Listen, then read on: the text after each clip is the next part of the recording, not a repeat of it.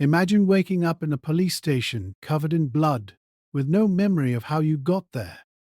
Imagine being told you just killed someone you loved. And imagine the most terrifying part being that you have absolutely no recollection of any of it, because your brain decided to shut off your consciousness while your body kept moving.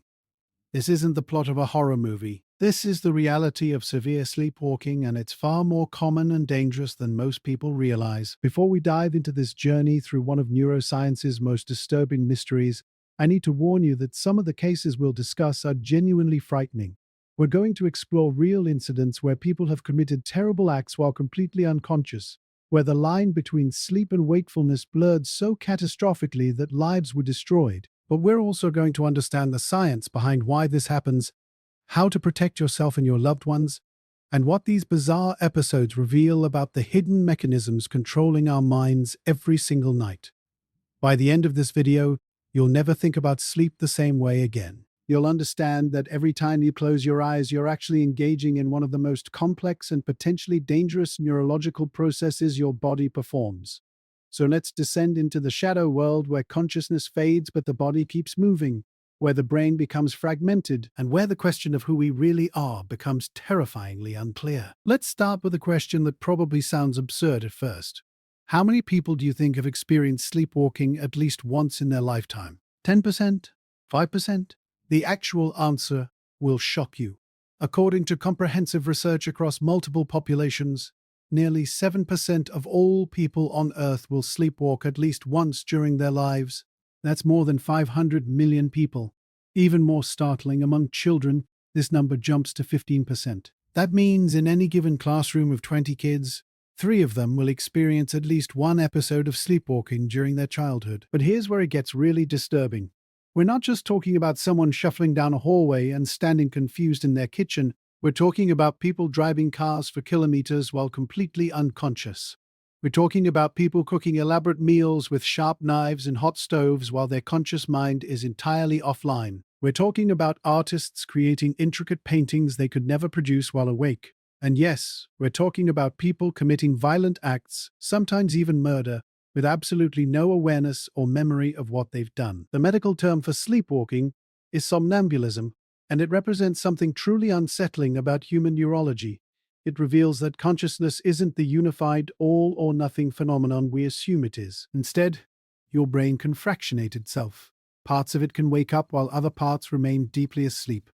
The region controlling your muscles and movements can activate while the region responsible for awareness, decision-making, and memory formation stays completely shut down.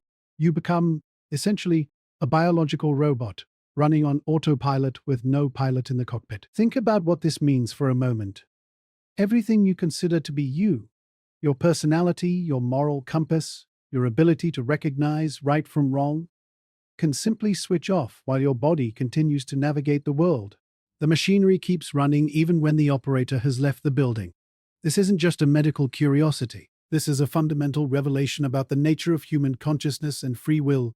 It means that the thing we call ourself, our conscious awareness, is just one system among many in our brain. And it's not even the system in charge of our actions. It's more like a narrator that watches what the brain decides to do, and then claims credit for the decision after the fact. The prevalence of sleepwalking varies dramatically across different populations and age groups. Among adults, approximately 3 to 4% are regular sleepwalkers, experiencing episodes frequently enough that it becomes a significant concern for their safety and the safety of those around them. The condition is most common in males between the ages of 7 and 15, with episodes peaking during this critical developmental window.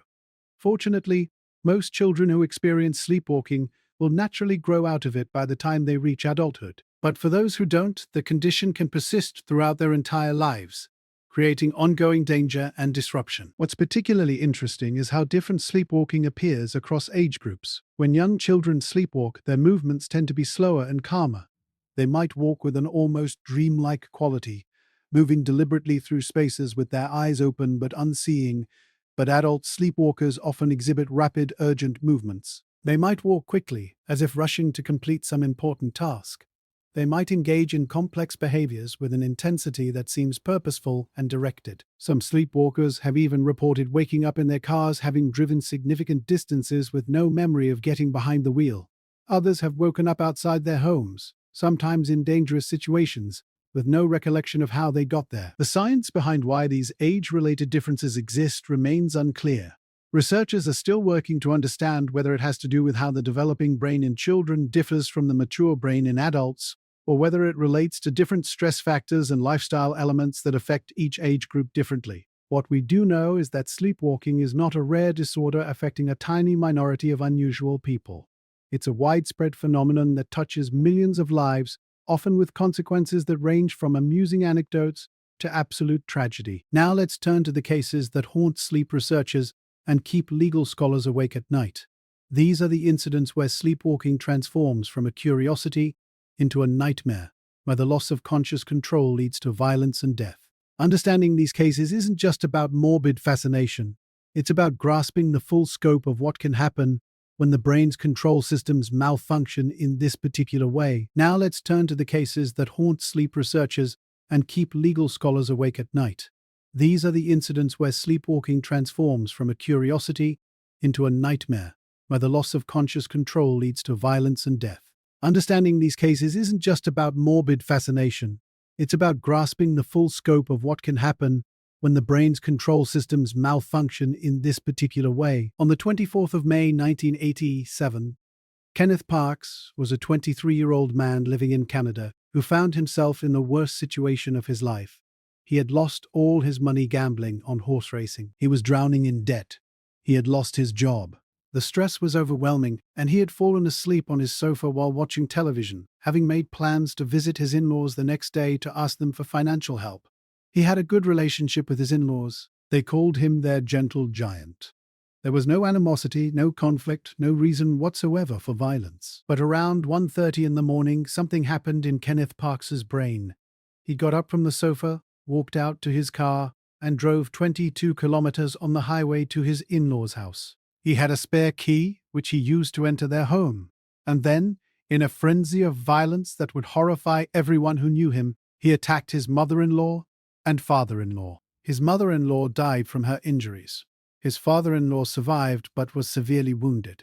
Parks himself sustained deep lacerations on his hands, cutting through tendons and muscles so severely that he later required extensive surgery. But during the attack, he felt no pain. After the violence ended, Parks drove to the police station. Confused and covered in blood, he told the officers that he thought he had killed some people. He was transported to a hospital in an ambulance, and during the journey he told medical personnel where they could find the murder weapon. At the hospital, when doctors examined his hands, they were shocked by the severity of his injuries. The cuts had severed tendons and muscles to such a degree that most people would have been screaming in agony. But Parks reported feeling nothing. His hands didn't hurt at all. When Parks stood trial for murder, his defense team presented an argument that seemed almost impossible to believe. They claimed that Kenneth Parks had been completely asleep during the entire episode. He had driven 22 kilometers, navigated to a specific house, used a key to enter, committed violence, driven to the police station, and confessed to the crime, all while his conscious mind was entirely offline. Medical experts were brought in to examine him. They conducted sleep studies and reviewed his history. Multiple specialists testified that Parks had a documented history of sleepwalking, that the behavior exhibited that night was consistent with a severe sleepwalking episode, and that he genuinely had no conscious awareness or memory of his actions. The jury faced an almost impossible decision. On one hand, a woman was dead and a man was seriously injured. On the other hand, the evidence suggested that the person who committed these acts literally wasn't present in any meaningful sense. His body had acted, but his mind, his consciousness, the thing that makes Kenneth Parks who he is, had been absent. After considering all the evidence and expert testimony, the jury reached a verdict that shocked many people. They acquitted Kenneth Parks. They found him not guilty because he had not acted with conscious intent.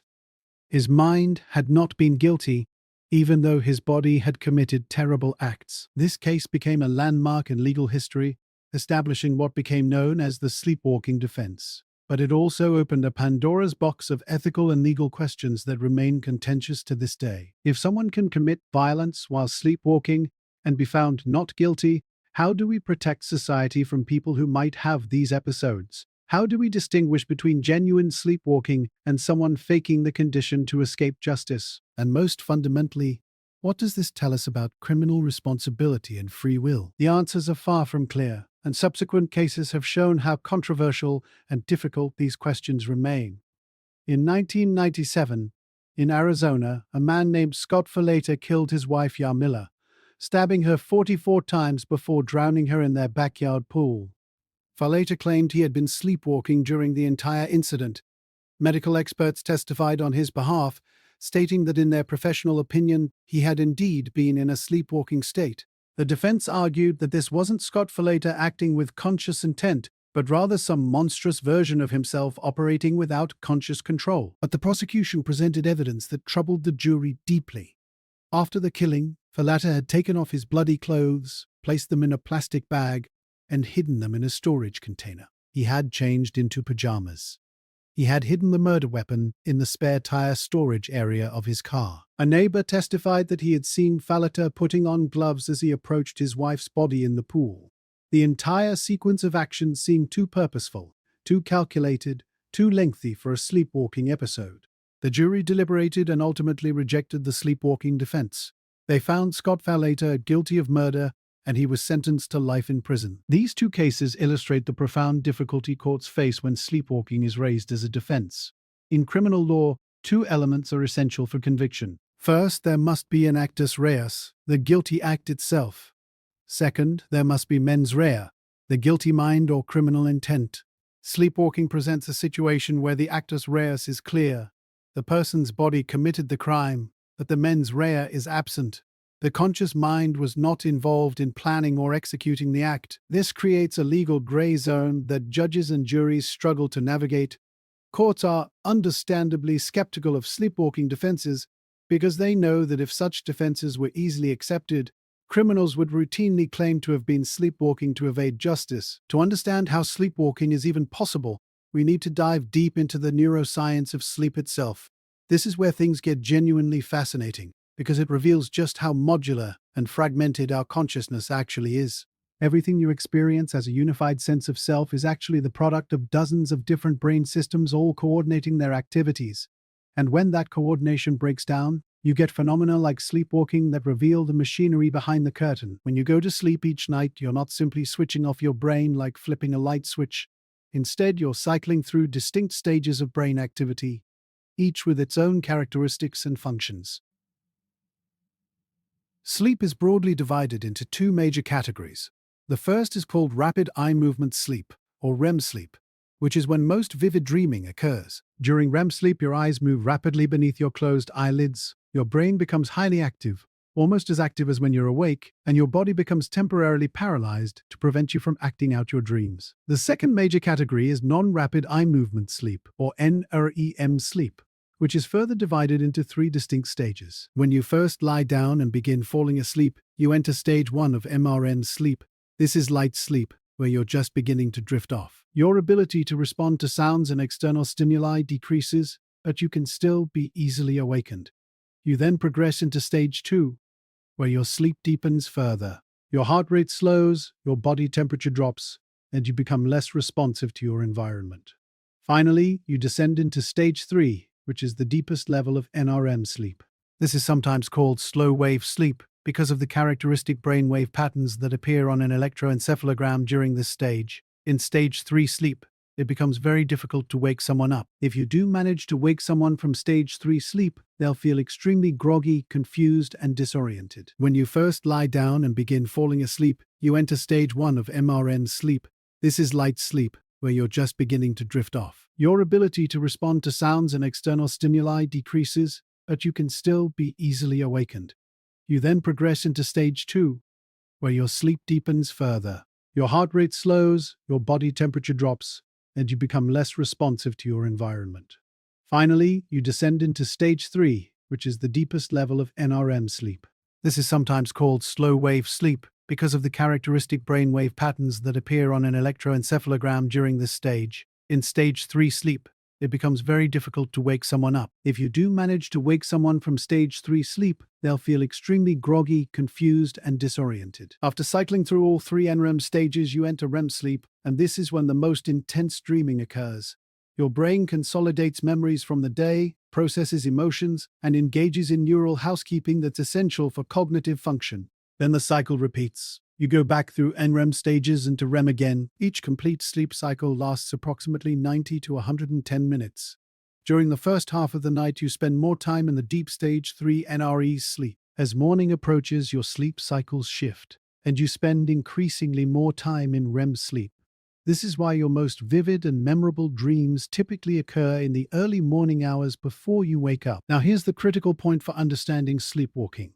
Sleepwalking occurs specifically during stage 3 NREM sleep, that deepest level where the brain is supposed to be most disconnected from conscious awareness and motor control. But in people who sleepwalk, something goes wrong during this stage. Instead of the entire brain remaining in deep sleep, it fractures. The motor cortex, the part of your brain that controls movement, partially wakes up. Meanwhile, the prefrontal cortex, the region responsible for conscious thought, decision-making, self-awareness, and memory formation, remains deeply asleep. This creates an eerie state where someone can engage in complex motor behaviors, walking, climbing stairs, opening doors, even driving cars or cooking meals, while having absolutely no conscious awareness of what they're doing. Their eyes might be open, giving the appearance of wakefulness, but they're not processing visual information the way a conscious person does. Their sensory perceptions are dramatically reduced. They're not really seeing, hearing, or smelling their environment in any normal sense. Instead, they're navigating primarily through habit and spatial memory, bumping into objects they don't consciously register, finding their way through familiar spaces without any awareness of doing so. What's particularly unsettling is that even without higher-level conscious control, the brainstem and cerebellum, more primitive parts of the brain, can coordinate surprisingly complex motor behaviors and even emotional responses. Think about your autonomic nervous system, the system that keeps your heart beating, keeps you breathing, regulates your digestion, all without any conscious thought or effort. This system has two branches. The sympathetic branch controls your fight-or-flight response, preparing your body to respond to danger. The parasympathetic branch controls your rest and digest functions, calming your body down and promoting recovery and relaxation. In 2021, researchers made a fascinating discovery about the autonomic nervous system of people who sleepwalk. They found that during stage 3 sleep, sleepwalkers show reduced sympathetic activity and elevated parasympathetic activity. In other words, their rest and digest responses are highly active, while their fight-or-flight responses are suppressed. This was the opposite of what researchers had expected. Previously, scientists thought that sleepwalking would be associated with heightened fight-or-flight responses, essentially that sleepwalkers were acting out some kind of threat response while asleep. But the data showed the reverse, suggesting that sleepwalking involves a complex dysregulation of these automatic systems that we're only beginning to understand. The fragmentation of consciousness during sleepwalking also explains why sleepwalkers have no memory of their episodes. Memory formation requires the active participation of the hippocampus and other structures that are offline during these events. It's not that sleepwalkers forget what happened, it's that memories were never formed in the first place. The neural machinery required to encode experiences into memory simply wasn't running. This is why waking someone during a sleepwalking episode leads to confusion and disorientation.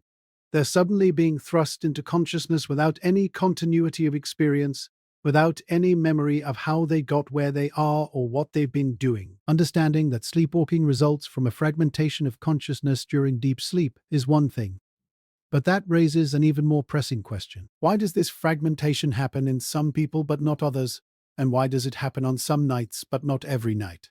The answers involve a complex interplay of genetics, environmental factors, and lifestyle triggers that can push a susceptible brain into this dangerous state. Let's start with genetics because this is perhaps the most powerful predictor of whether someone will experience sleepwalking. Research has conclusively demonstrated that sleepwalking runs in families. If you have one parent who has a history of sleepwalking, your chances of being a sleepwalker jump to 47%. If both of your parents have sleepwalking histories, your risk increases to over 61%. Compare this to children whose parents have no history of sleepwalking, where the risk is only about 22%. These statistics make it clear that genes play a major role in determining who will experience this condition. Researchers have even identified specific genetic markers associated with sleepwalking.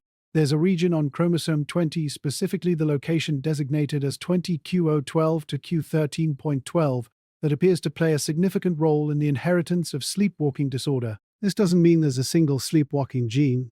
Instead, it suggests that certain genetic variations affect how the brain transitions between sleep stages, making some people more vulnerable to the kind of fragmented consciousness that produces sleepwalking episodes. But genetics only tells part of the story. Even people with a strong genetic predisposition don't sleepwalk every single night. There are environmental and lifestyle factors that can trigger episodes in susceptible individuals. The most powerful trigger is sleep deprivation. When you don't get enough sleep, your body accumulates what researchers call sleep debt. Your brain desperately needs slow-wave sleep, that deep stage 3 NREM sleep, where crucial restoration and maintenance occur. When you finally do sleep after being sleep deprived, your brain tries to catch up by spending more time in deep sleep and holding on to that deep sleep more tenaciously.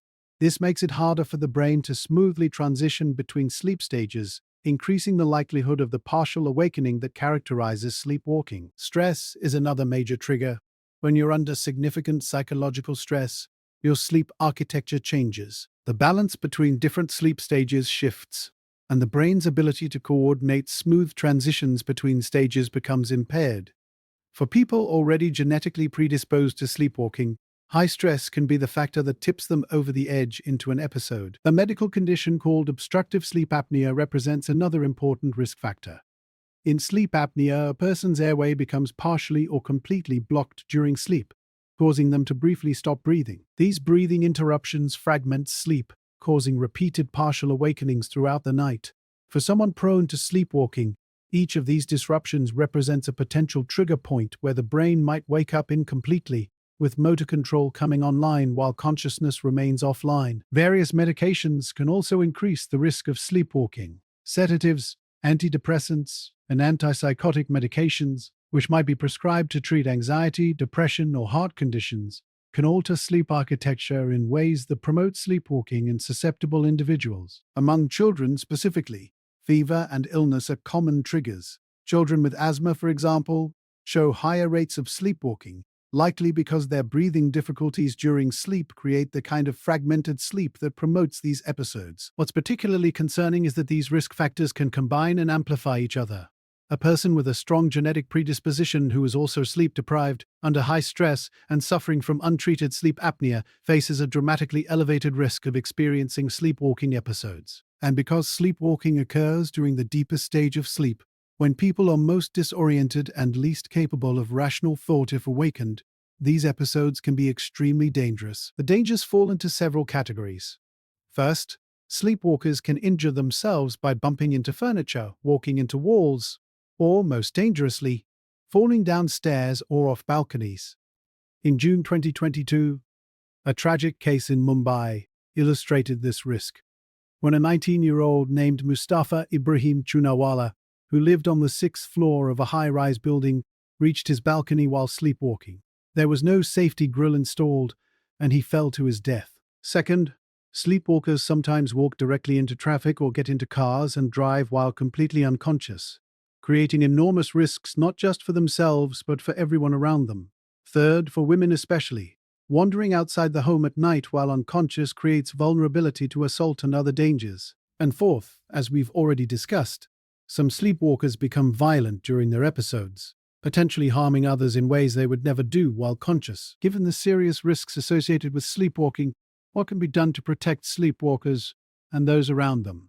The strategies fall into two broad categories: environmental modifications to reduce the risk of injury during episodes, and lifestyle changes to reduce the frequency of episodes in the first place. Environmental safety is absolutely critical, especially for anyone who has frequent sleepwalking episodes. The bedroom and surrounding areas need to be treated like you're child-proofing a home, even if the sleepwalker is an adult. All sharp objects, knives, scissors, anything that could cause injury should be removed or securely locked away.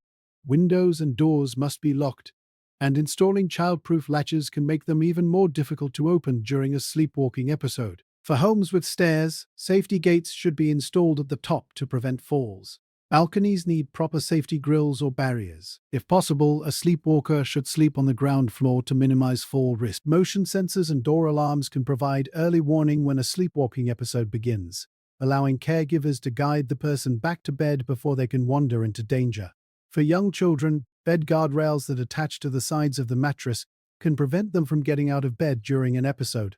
These are the same rails parents use to prevent toddlers from rolling out of bed, but they serve an additional purpose for children who sleepwalk. If you witness someone sleepwalking, the conventional wisdom is that you shouldn't wake them abruptly. While the old myths about people having heart attacks or going into comas if awakened during sleepwalking are false, waking a sleepwalker does cause significant disorientation and confusion. The better approach is to gently guide them back to bed, speaking in calm, soothing tones if you need to communicate. The goal is to redirect them to safety without forcing them into sudden consciousness. For parents dealing with a child who sleepwalks at predictable times, there's an interesting technique called scheduled awakening. If you notice that your child consistently sleepwalks around the same time each night, you can gently wake them about 15 minutes before that time for several consecutive nights. This interrupts the sleep cycle at a different point and can break the pattern of sleepwalking. Beyond environmental safety, addressing the underlying triggers can reduce the frequency of episodes. This is particularly important for adult sleepwalkers, where the condition may persist for years or even decades. The foundation of prevention is what sleep researchers call sleep hygiene. Basically, all the practices that promote healthy, regular sleep. This means maintaining a consistent sleep schedule, going to bed at the same time every night, and waking up at the same time every morning, even on weekends. It means creating a bedroom environment conducive to sleep, cool, dark, and quiet. It means avoiding caffeine and alcohol close to bedtime, as both can fragment sleep and make sleepwalking more likely. Managing stress is equally important. For people whose sleepwalking is triggered or worsened by psychological stress, therapy can be extremely valuable. Cognitive behavioral therapy, mindfulness practices, and stress reduction techniques can all help reduce the frequency of episodes. If sleep apnea is a factor, getting properly diagnosed and treated, often with a CPAP machine that maintains steady airflow during sleep, can dramatically reduce sleepwalking episodes by eliminating the sleep fragmentation that apnea causes. For some people, medication may be warranted, though this is typically reserved for severe cases where sleepwalking poses serious safety risks. Certain medications can help suppress the deep sleep stages where sleepwalking occurs, or can help consolidate sleep to reduce fragmented awakenings. However, medication should only be used under close medical supervision, as some drugs that treat sleepwalking can have significant side effects. Looking toward the future, our understanding of sleepwalking continues to evolve. Recent research has revealed connections between sleepwalking in older adults and neurodegenerative diseases like Parkinson's disease and various forms of dementia. Scientists are investigating whether sleepwalking might serve as an early warning sign of cognitive decline, potentially allowing for earlier intervention and treatment.